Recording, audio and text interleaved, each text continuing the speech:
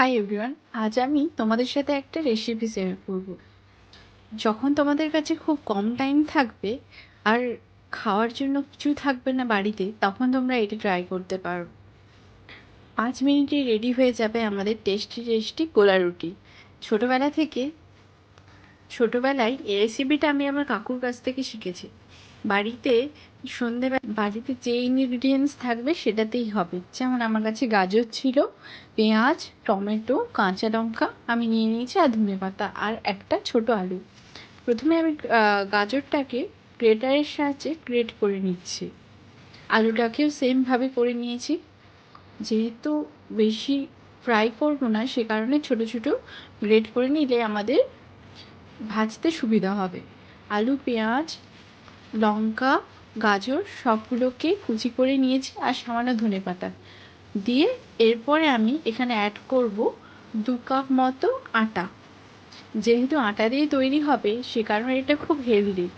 ময়দা এখানে আমরা ব্যবহার করব না। আমি 2 কাপ মতো আটা নিয়ে নিয়েছি, আর সামান্য নুন অ্যাড করেছি। এরপরে আমি কিছু মশলা অ্যাড করব। যেমন প্রথমে আমি অ্যাড করেছি হলুদ গুঁড়ো, লঙ্কা গুঁড়ো, তারপরে জিরে গুঁড়ো, ধনে গুঁড়ো। আপনাদের কাছে যা যা থাকবে আপনারা দেবেন, যদি না থাকে না দিলেও হবে। আর আমি যেটা সবসময় অ্যাড করে থাকি, গোটা জিরে, যেটা আমাদের শরীরের পক্ষেও খুব ভালো, যেটা আমাদের ডাইজেশনে হেল্প করে আর খাবারের টেস্টও খুব বাড়িয়ে দেয়। এরপরে আমরা অ্যাড করব, আমার কাছে যেমন এভারেস্টের গুঁড়ো মশলা ছিল ওটা অ্যাড করেছি, আর একটা ডিম অ্যাড করেছি। এরপর এটাকে আমাদের ভালো করে মিক্স করে নিতে হবে। প্রথমে মিক্স করে নেবেন, তারপরে অল্প অল্প করে জলটা অ্যাড করবেন। একেবারেই যদি আমরা জলটা অ্যাড করে দিই তাহলে পাতলা হয়ে যাবে, সেক্ষেত্রে ব্যাটারটা ঠিকমতো তৈরি হবে না। অল্প অল্প করে জল দিয়ে মেখে নেবেন।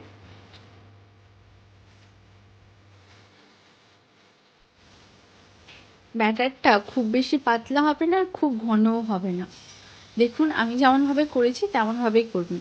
এরপর একটা ফ্রাইং প্যানে তেলটাকে আমাদের গরম করে নিতে হবে, আর ব্রাশের সাহায্যে ভালো করে চারিদিকে ছড়িয়ে দিতে হবে। খুব বেশি তেল লাগে না, কম তেলই লাগবে। এরপরে 2 চামচ মতো ব্যাটারটা এর মধ্যে দিয়ে খুব পাতলাভাবে চারিদিকে ছড়িয়ে দিতে হবে।